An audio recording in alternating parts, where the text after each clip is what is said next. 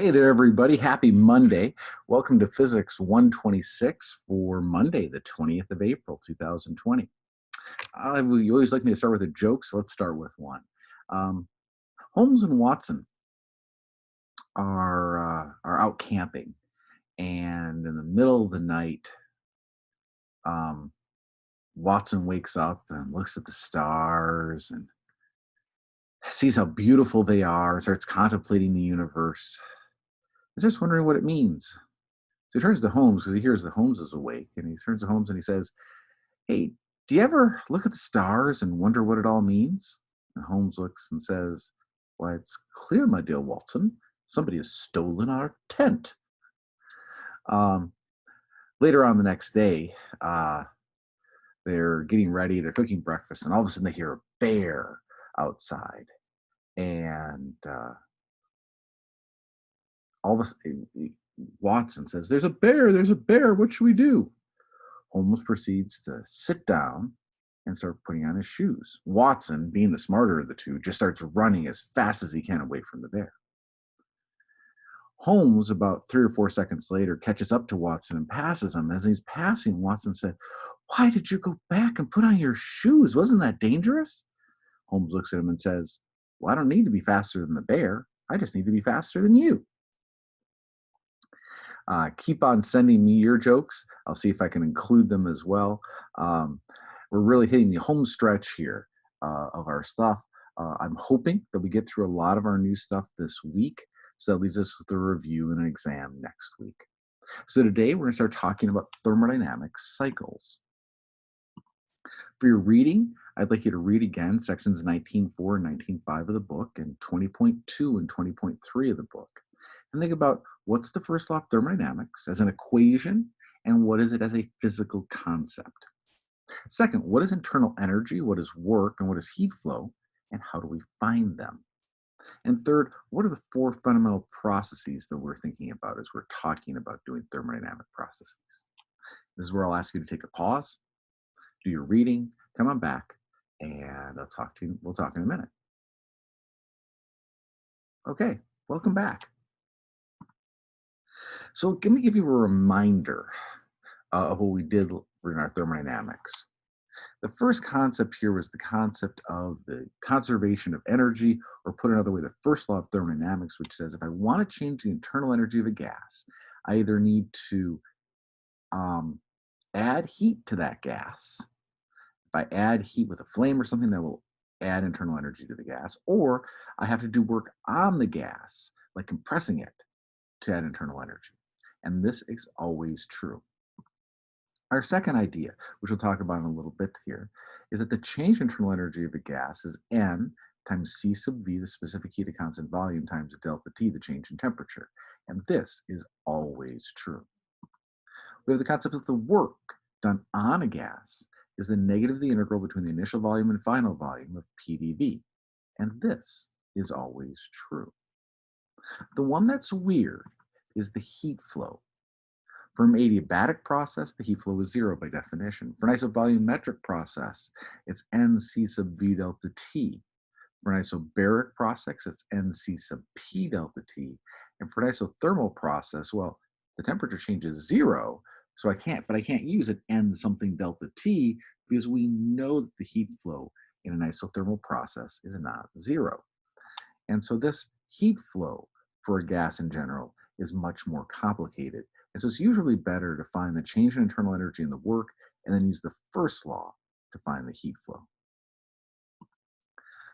So let's talk about C sub V and C sub P. C sub V, standing for C subscript V for volume, is the specific heat of a gas for a constant volume process. That's why there's a subscript V on this specific heat. For an ideal monatomic gas, it's 3/2 times the gas constant R. For an ideal diatomic gas, it's 5/2 times the gas constant R. C subscript P, also called C sub P, is the specific heat of a gas for a constant pressure process. For an ideal monoatomic gas, it's 5/2 R. For an ideal diatomic gas, it's 7/2 R. Notice the relationship between these is The specific heated constant volume is always 1 R less than the specific heated constant pressure. Or put another way, the specific heated constant pressure is the specific heated constant volume plus the gas constant R. Now, I won't ask you necessarily to do that or to memorize that, and I will try hard to give you the specific heats on your exam. Um, yeah, I'll leave it at that. Our next question is, why is the change in internal energy N C sub V delta T, even when it's not a constant volume process? Well, let's think about it. C sub V, remember, is the specific heated gas for constant volume process, but it's 3/2 R for an ideal monatomic gas. So let's consider an ideal monatomic gas. That's billiard balls bouncing around inside some sort of system. Now we know the internal energy for those billiard balls is 3/2 NKT, which if we do instead of the physicist version, we do the chemist version, that's 3/2 nRT. So the change in internal energy is 3/2 nR times delta T, since N, R, and 3/2 don't change. But we know the specific heated constant volume is 3/2 R, and so the change in internal energy is N times C sub V times delta T. Boom. So this expression here, that the change in internal energy is N C sub V delta T, is not telling us anything deep.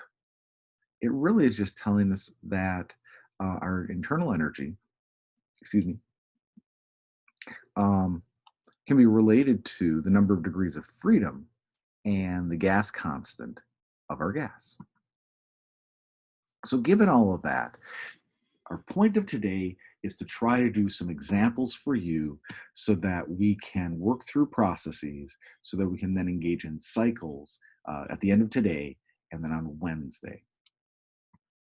So let's consider an isobaric process. Here's our pressure volume diagram, pressure on the vertical axis, volume on the horizontal. We start at some pressure P naught here at this point and volume V naught. And since it's an isobaric process, we keep the pressure constant. And we keep the pressure as P naught, but now we expand to a volume of 3 V naught. And we'll tell you that we have N moles of gas. We want to find the initial and final temperatures, the work done, the heat flow, and the change in internal energy. Well, the initial temperature, we just use the ideal gas law, PV equals NR. So the temperature is P naught V naught over NR initially. The final temperature is P naught times 3 V naught, that's the pressure and volume at the end, divided by NR, or 3 T naught. And that makes sense. If the pressure and volume, if the pressure stays the same, the value goes up by a factor of 3. Since temperature is proportional to volume, then the temperature should go up by a factor of 3. Our work, what about that? What's the negative of the integral of P dV? Since the pressure is constant here, I can pull it out of the integral. So it's the negative of P times delta V. Delta V is V final, 3 V naught, minus V initial, V naught. That's the negative of P naught times 2 V naught, or negative 2 P naught V naught, which is the area underneath this curve, which is the meaning of this integral. The change in internal energy. Well, we said that's N C sub V delta T. That's N times 3/2 R times delta T. The final temperature is 3 T naught. The initial temperature is T naught. So that's a temperature difference of 2 T naught. 2 T naught times 3/2 R is 3 T naught. And remember, T naught is P naught over V naught over NR. So when we substitute that in, we just get 3 P naught V naught for a change in internal energy. That makes sense. If the temperature goes up by a factor of 3, then the internal energy should go up by a factor of 3. Our heat flow. Well, easiest way to do it is just use first law. The change in internal energy is Q plus W. So Q is change in internal energy minus W. We found change in internal energy, 3 P naught V naught. We found W, negative 2 P naught V naught. So Q must be 5 P naught V naught. As a check, though, since this is a constant pressure process, we can use the fact that the heat flow in a constant pressure process is N C sub P delta T. If this is an ideal monatomic gas, T sub P is 5/2 R. So it's N times 5/2 R times the change in temperature, 3 T naught minus T naught.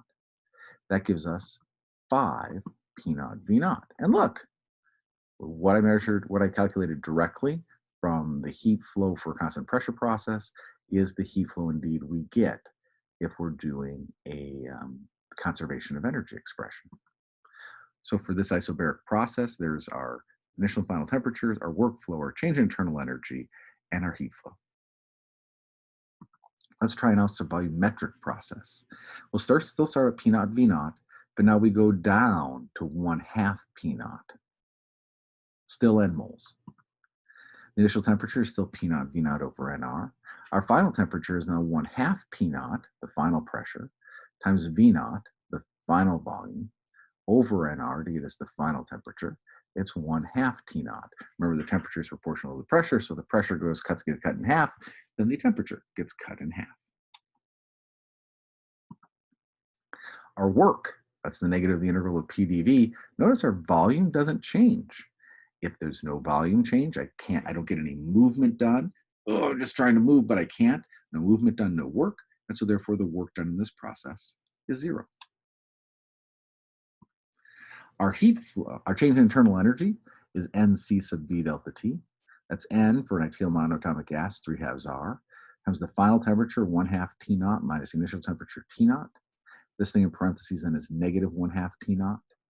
Multiplied times here gives us negative 3 fourths P naught V naught over negative 3/4 P naught V naught, or negative 0.75 P naught V naught.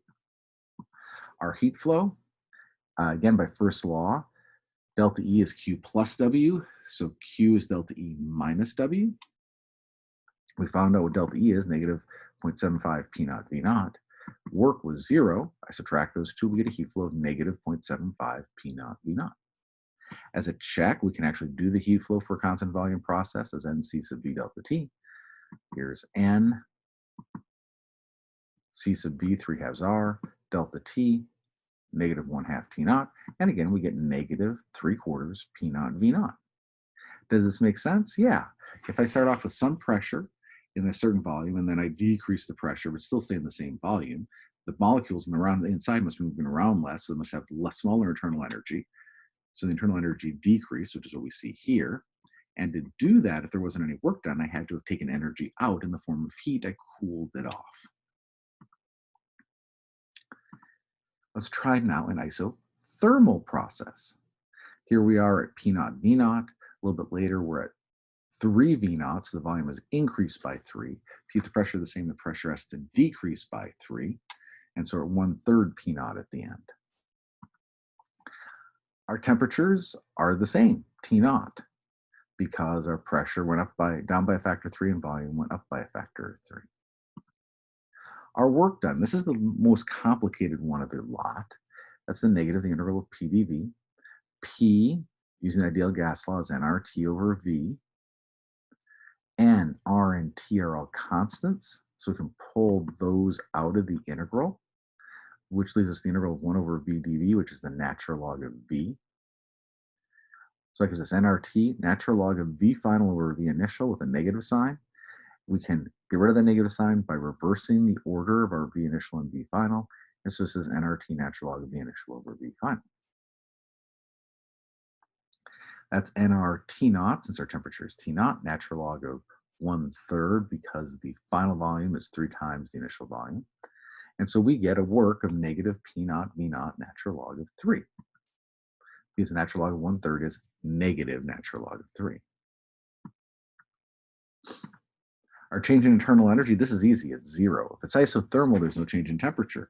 Temperature is a measure of how much energy there is, kinetic energy inside the gas. So the temperature doesn't change, internal energy doesn't change.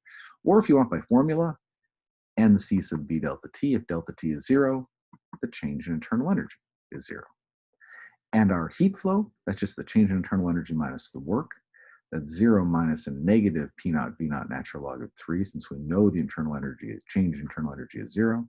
We know the work is negative P naught V naught natural log of 3.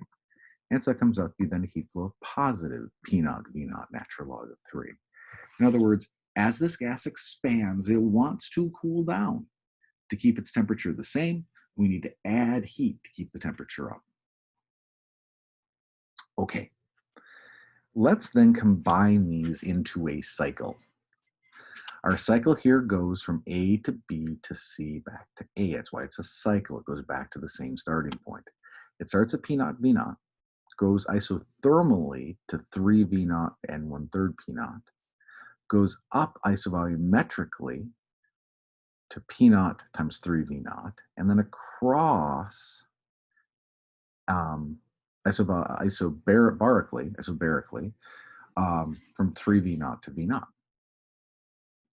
And we want to know what's the work for the cycle, what's the heat flow for the cycle, what's the change in internal energy for the cycle. Now, the easy one's the change in internal energy for the cycle.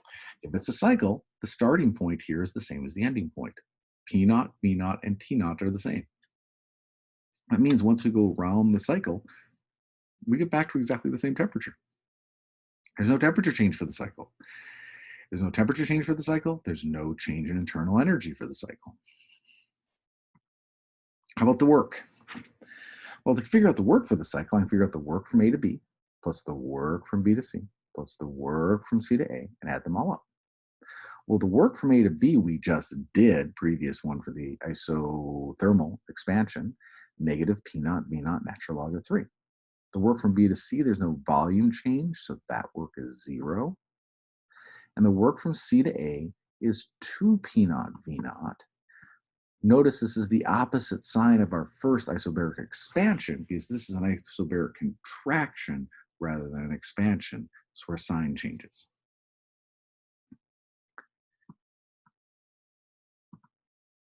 That comes out to be P naught V naught times 2 minus natural log of 3. What about the heat flow? Well, first off, thermodynamics, heat flow is work minus change in internal energy. And so therefore we know the work for the cycle, P naught V naught times 2 natural log of 2 minus natural log of 3. We know the change in internal energy for the cycle is 0. So the heat flow for the cycle is P naught V naught 2 minus natural log of 3. One thing you can do to check this if you want is you can find the heat flow from A to B, the heat flow from B to C, the heat flow from C to A, add all of those up, and you will end up getting exactly the same answer, P naught V naught times 2 minus natural log of 3. That'd be a fine check to do, but that's up to you. So really that's today. Today really was, as I said, an opportunity to do examples of an isobaric process, an isovolumetric process, an isothermal process, and see what happens when we put those together. So that on Wednesday, we can talk about what French engineers were interested in doing, which was making engines and trying to make the most efficient engine they possibly could. Have a great day, and I will talk to you later.